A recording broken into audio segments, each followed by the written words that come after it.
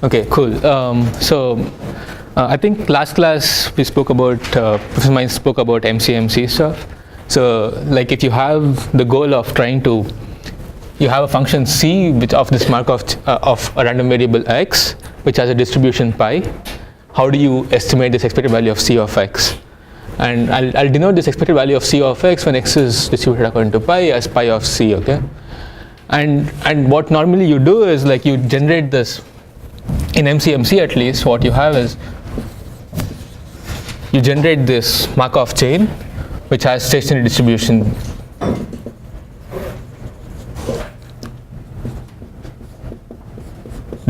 pi, and then you can approximate this pi of C to be expected value of 1 over n. Oops.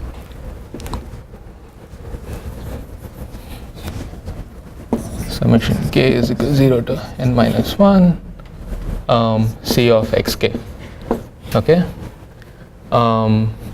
approximation, okay.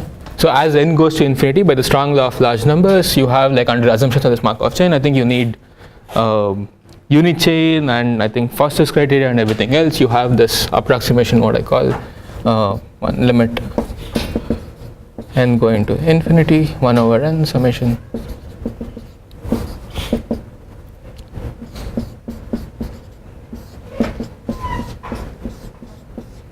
okay. So this is what was the goal of the last class's lecture, right? So trying to come up with this Markov chain x of x that produces xk, so that like ultimately when you sample from this Markov chain and you calculate this function, you get pi of C. So what we're going to discuss in today's class is like how big should this capital N be to actually get a reliable estimate of this pi of C, okay.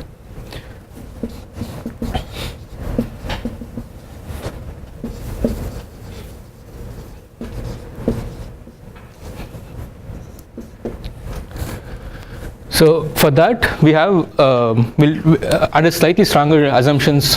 I need like, this is like strong law of large numbers, unit chain plus Foster's criteria, okay. So under slightly stronger assumptions, we also have this central limit theorem, which is given by this function 1 over square root of, oops,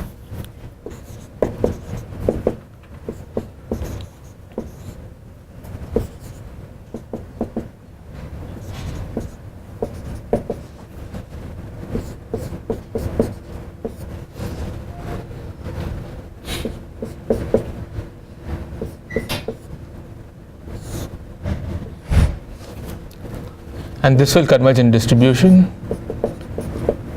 to Gaussian with mean 0 and variance sigma c square, right? Is that right? Yeah. So remember, this pi of C is not a function of k, so what we're trying to estimate is like how fast does this mean of C of xk go to pi of C, okay. So what does this, and for this we need like slightly stronger assumptions than this. I think you need like I don't know, stronger Lyapunov. I'll just say stronger, we'll not get into details.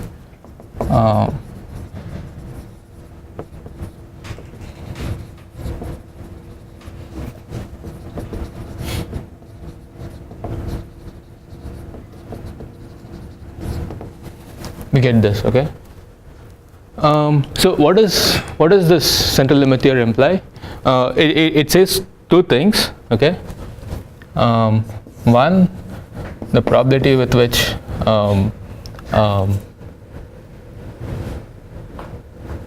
yeah, I should probably like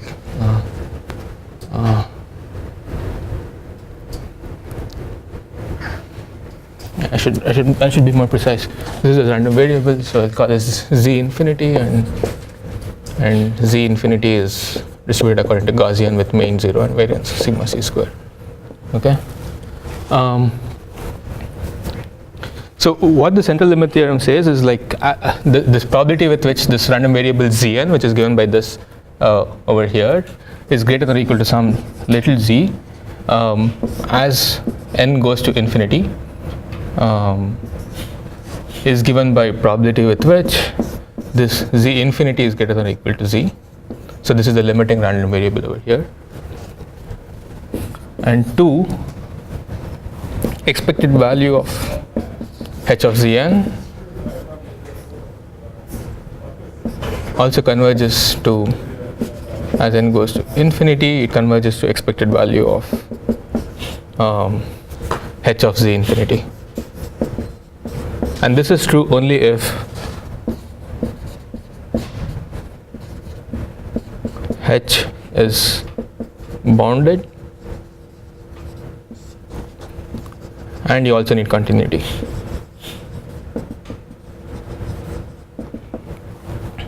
Oops. Okay. So again, so what this if these stability conditions hold, we have the central limit theorem, which central limit theorem implies that this as for large enough n, the probability with which this limiting Zn is greater than or equal to z converges in probability with converges to something that is probability with which the limiting random variable is greater than or equal to little z. And also this, if for any bounded function capital H, the expected value of h of Zn will also converge to expected value of h of z infinity, where z of infinity is the limiting random variable. Okay, but under like slightly, I mean normally under the same conditions as the central limit theorem holds, we can let h of z is equal to z square. So this is not bounded, but still we can show that expected value of h of z, oops,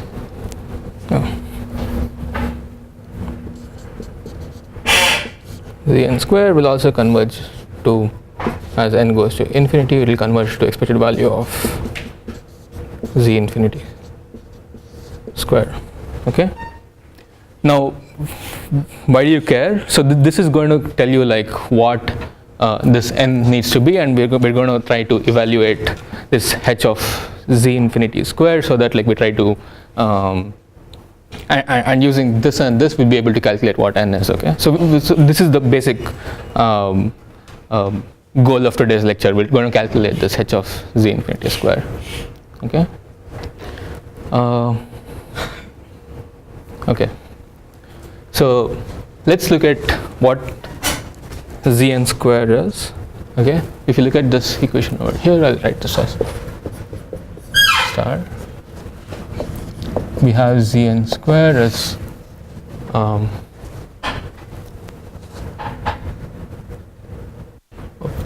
expected value of Zn square.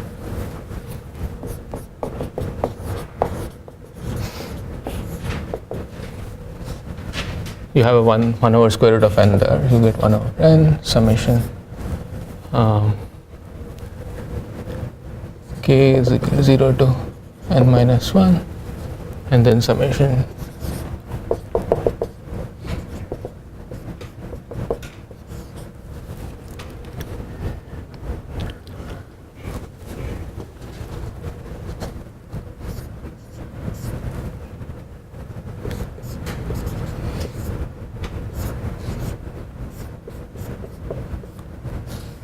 right. So I'm defining C tilde to be the error sequence. It's going to be this.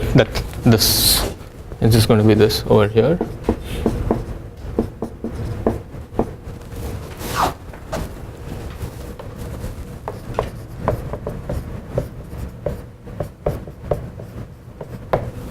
Okay. And this is for any initial condition x of 0. Okay. So maybe this, I'll just write it out. It's fine. It doesn't matter. But so again, here there is an initial condition, but I'll write it out anyway. Okay. So you accept this from, this is direct, right? So if you look at expected value of Zn square given x of 0 is equal to x, is given by this formula over here. Now we want to try and calculate what this double summation is, and one way to do that is like to look at this grid here. Okay, so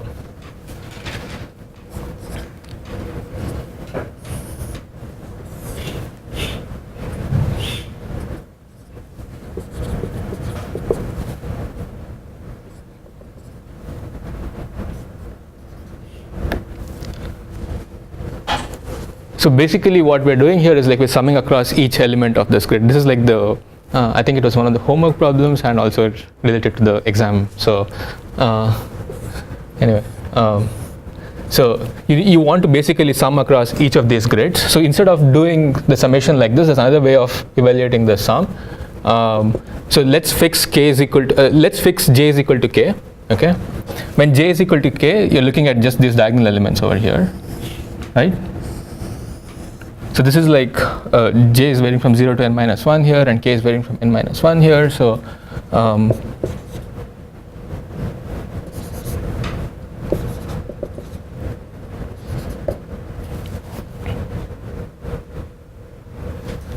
so if you fix j is equal to k, so what you have is oh yeah, I need one more thing to.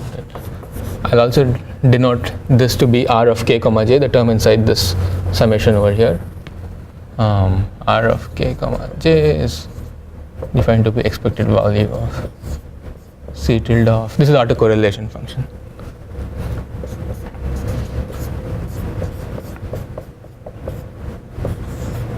Okay. So if you fix k is equal to 0, j is going to be equal to j, and you're going to have n minus 1 terms. So k is going to be varying from 0 to n minus 1, and j is going to be equal to k. So you're going to get r of k comma k. Okay, so I just got rid of all the column terms over here. Okay, plus let's look at the next off diagonal term. So if you look at the second, these two whatever, like off diagonal entries over here, it's going to be like r of so k is still going from 0, but it goes till n minus 2 here, right?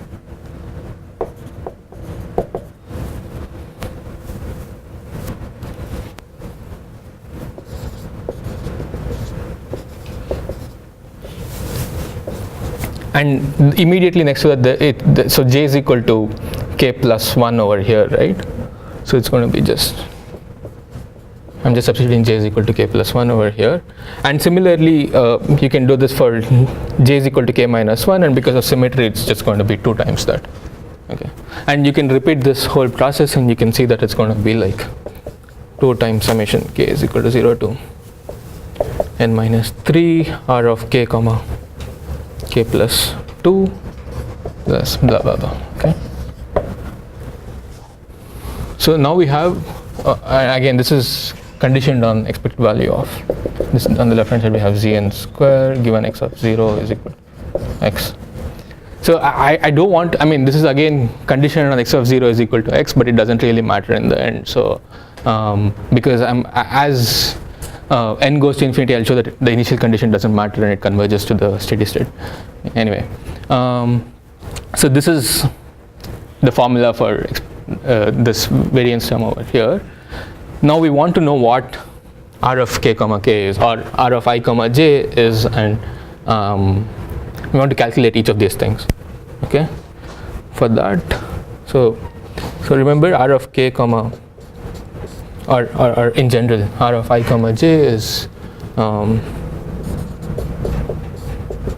expected value of, we'll just write it here, doesn't matter.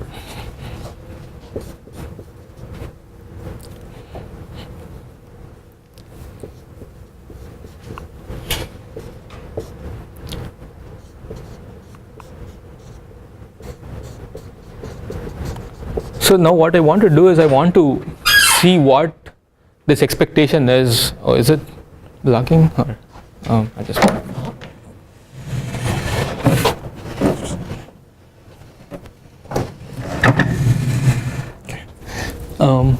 So we want to see what this expectation is as in the stationary distribution, basically, instead of looking at this. So here I'm not looking at the limiting distribution yet. So I'm looking at like what the expected value of x c tilde of xk times xj is, where xk and xj are jth and kth instantiation of the random variable of the Markov chain. But what I want is like what happens if like k or like both k and j go to infinity, basically. And I want to calculate that, and for that I need some sort of representation for this, the term inside over here. So this can be written as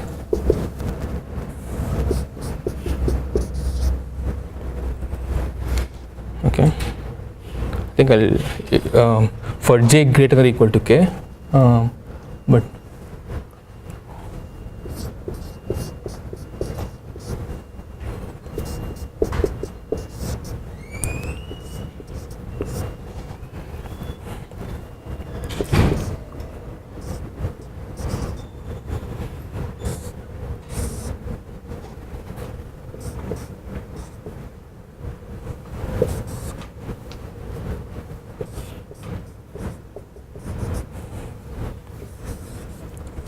so if j is greater than or equal to k, so this follows from the tower property, right? This is pretty straightforward.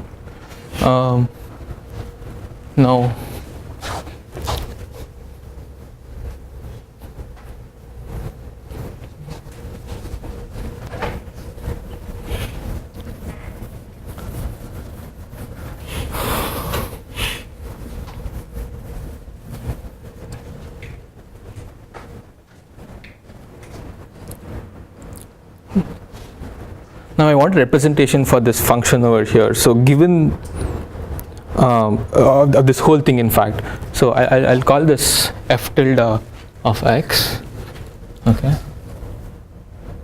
or it doesn't matter.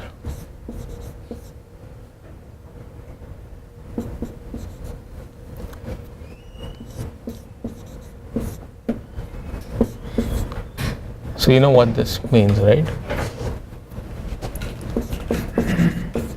So everybody knows, yeah.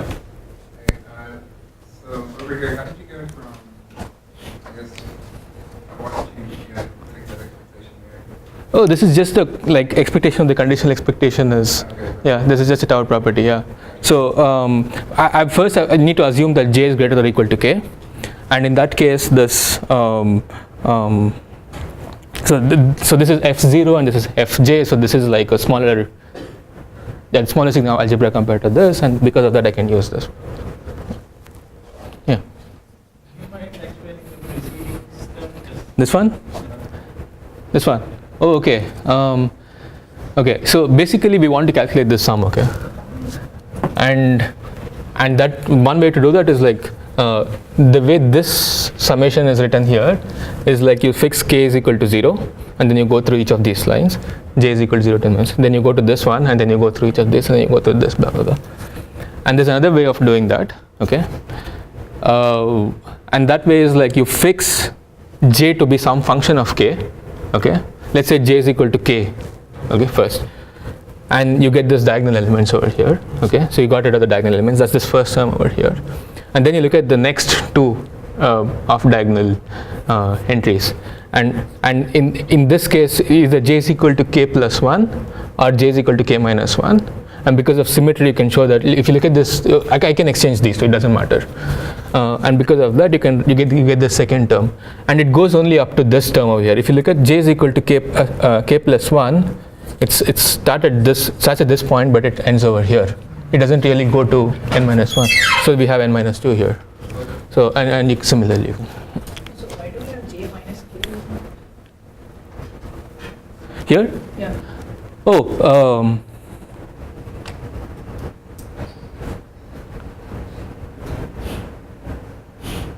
Oh, that's why. Condition xk, I think. Yeah. So it's like, so if j is greater than or equal to k, what I'm doing here is like this is like, this can be written as c tilde of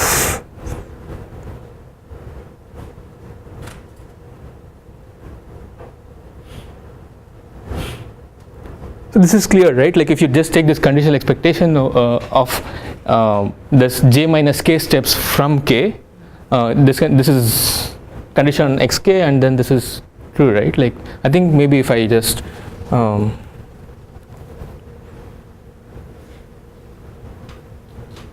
wait.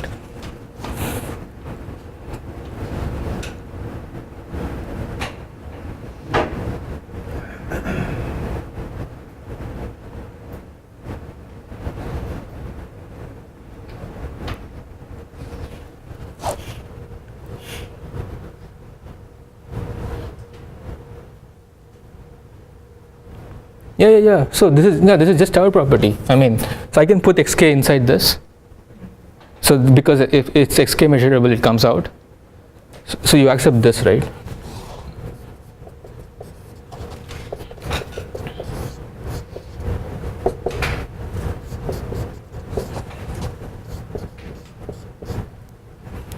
Oh no. There's a j here. Yeah.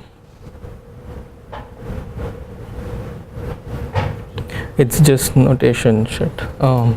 Anyway.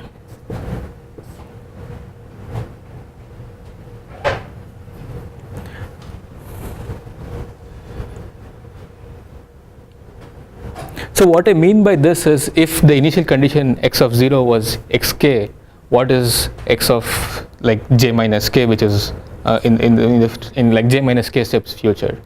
So it's just notation. So it's not like it's j minus k here, but yeah.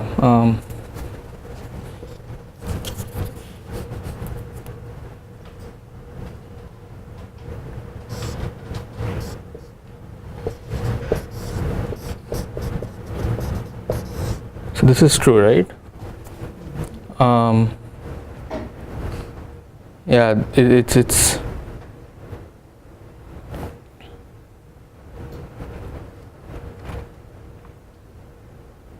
I think look at notes. Yeah. Are you asking time homogeneity and therefore shifting it? Hmm? Is it time homogeneous and therefore the shifting xj to j minus k?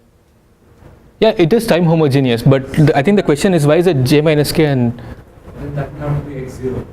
yeah, so that's what I mean by this notation. So this is like conditioned on x0 is xk, then what is like it's j minus k steps in the future. So I don't know if I don't know how to be more clear, but Shouldn't xk then mean x0 instead? xk, no, so we've not yet taken the limit, so we still want to keep this xk, so It shouldn't be conditioned on x0 then. no, but there's already an x0 here, so it's like this is different x0 and this is a different x0. It's as if like Smaller index is huh? bigger than 0, but less than k. sorry. Like xk is a smaller index than j, but bigger than 0. So that's weird. Exactly, yeah. K is bigger, smaller than j, but it's bigger than 0. Yeah. Anyway, this is just like the filtration property, and this is just notation. I don't know how to. I guess. Huh? Is it be clear? Hopefully, yeah. Maybe if I write this notation, it will help. Huh? Is that stationary? What is stationary? Is the lock chain stationary? Yes. Yeah. Under the first assumption, we have a pi, which is, and we, yeah. Anyway, so maybe this, I'll write it in a compact notation, maybe that will help. So let's define f tilde of x to be this function over here. Okay, it's c of x times p j minus k into c of x. Okay, so I don't know, if you wrote this 1,000 times, you would know what this meant. And you can write that last line over there as I'll put a hash here.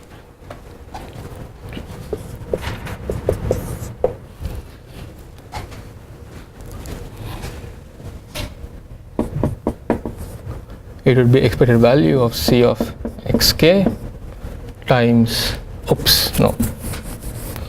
f tilde xk given x of 0 is equal to x. Okay, is this more clear? Like you're looking at like k steps in the future of x of 0, okay, and then this is you're further taking this conditional expectation over here, starting from so if you substitute xk is equal to x is equal to xk over here, then you know what I mean, right? So this is equal, the dash is equal to this over here. Okay, so now I want to take the limit as like k goes to infinity. So and this is equal to p power k into f tilde of x, right? So there's a reason why I wrote it like this. Now I want to take k going to infinity, so that now I can like say that under the like the stability assumptions of this Markov chain, we have like as k goes to infinity, we have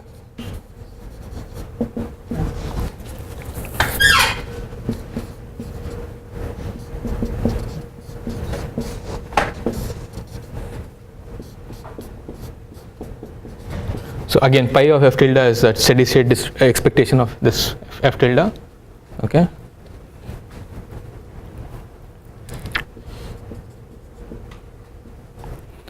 And this is equal to pi of f tilde is just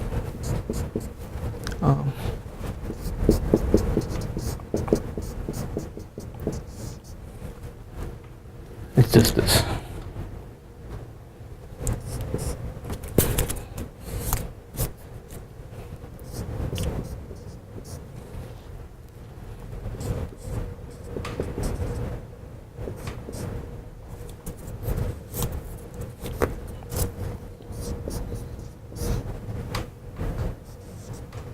Where x0 is distributed according to the stationary distribution, right? So now if you take a look at this, the limiting p power k f tilde of x, now it does not depend on the initial condition x. So this is just a function of j minus k.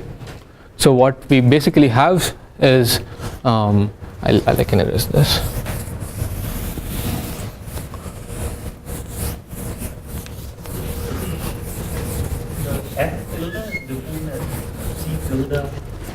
Oops, yeah, sorry. C tilde.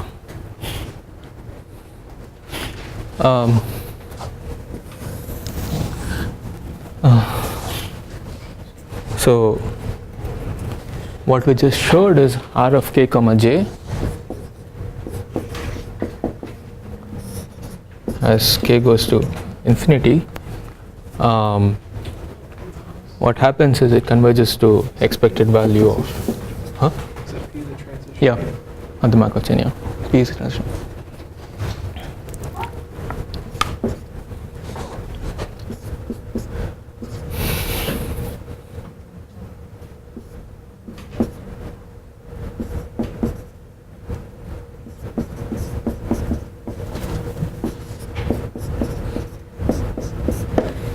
Okay. Yeah. Did you say that the pi f tilde does not depend on the initial condition? No. Which? Huh? What does not depend on the initial condition? Pi of, so what I'm saying is irrespective of what, no, p power k f tilde of x. So irrespective of what the initial condition is, like what x is, it will converge to pi of f tilde, the steady state. Pi of f tilde depends on the initial condition, which is x naught. No. Pi of f tilde is a mean, it's a number. So pi of f tilde is this. And c tilde of x naught. Yeah, x naught is distributed into pi. So this is a okay. Maybe I'll let me be more clear. So this is like if it was a finite state space, pi of x f tilde of x. This is what I mean by pi of f tilde. Yeah. So and that's what I mean by even this, like when I say if x of 0 is distributed according to pi, what the expectation is. Okay. Yeah. So good. So yeah, now what we have is, like, if you're looking at r of k comma j as k goes to infinity, what we want to know is, like, what does it converge to, and it is given by this expectation over here.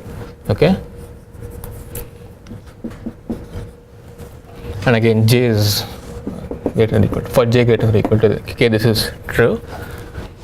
And again, now I'll call this r of j minus k. Now it doesn't depend on what j and k are, it just depends on the difference. So I'll call this r infinity of j minus k, because infinity, because it's the steady state distribution, like which is pi. Okay. This is just definition again. Okay. Now now we have a formula for r of k comma j as k goes to infinity. Now if you substitute that into this equation over here, okay, as n goes to infinity,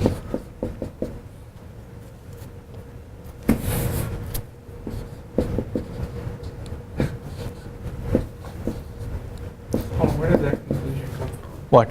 That one you wrote above it? This one? Yeah, how'd you conclude that? Here. So this is all the derivation. So we start with r of k comma j. Okay. R. Huh? Yes. Yeah. So it's given by this definition over here. Okay. And it is given by this over here. Okay. And then finally we got by using this notation f tilde of x to be the term inside that expectation over there, we get a formula for so this is r of k comma j. Yeah. Yeah, I mean, f tilde depends on j and k, but it's not real. Huh? Over here, the R only has C tilde. Yeah. But this, you squeezed a P to the J minus K there. Yeah, but C tilde, there's a C tilde, there's a k, and there's a j. Oh, I see what you mean. Okay. Yeah. Comes from that conditional expectation. That's how you got the P. Exactly. Yeah. So that's what I did here. So this conditional expectation here, is a p power j minus k over there. Okay. But and here so this is for initial condition x, but this is not really x. There's an xk over there, and that's why you need a p power k on top of f tilde. Like there's an xk here. Condition x of 0 is equal to x. Okay.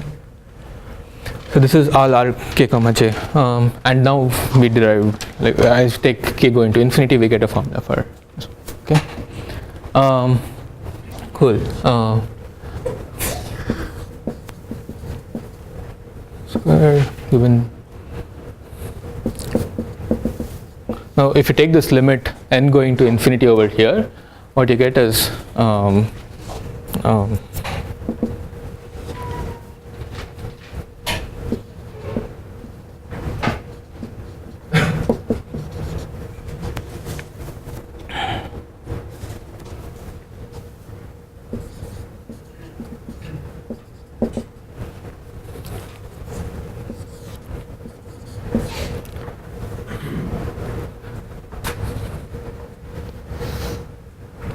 so you might think I'm cheating, but I'm not really. So if you take n go to infinity, you can actually show that only finitely many terms of this r of k comma k and everything are not equal to r of 0, and that will the n over here will basically kill them off. So you can, if you take the limit as n goes to infinity, you can show that the terms inside are like r of 2 times r of k comma k plus 1 is going to be k comma j is j minus k, which is 1, plus 2 times r of 2 plus blah blah blah. Okay. So you get something like this. Oh, r infinity. It's not the same. Okay. Okay.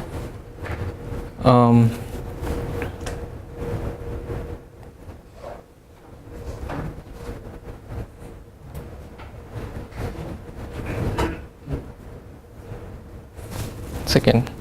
R0 Hmm? Shouldn't R0 have like an n to cancel that n? Oh yeah, And then the other ones will have like some factor in n. that's what I was going to look up, I guess. Yeah, so yeah, so I guess the n's will get cancelled with like n of these, and then like similarly like there will be n of each of those, and I think basically what will happen is that this will look like summation k is equal to be minus infinity to If we did this in like homework 2. yeah. That was for a very specific problem, but yeah. So you get r infinity of k. Okay. So I just split this into r infinity of 1 and it's r infinity minus 1 because it's symmetric again, and then you get basically as n goes to infinity, the limiting expected value of z n square irrespective of what x of 0 is. Again, I've put this in here, but it doesn't matter because on the right hand side it does not depend on in the initial condition, and you get I'll call this okay, I'll call this sigma c square.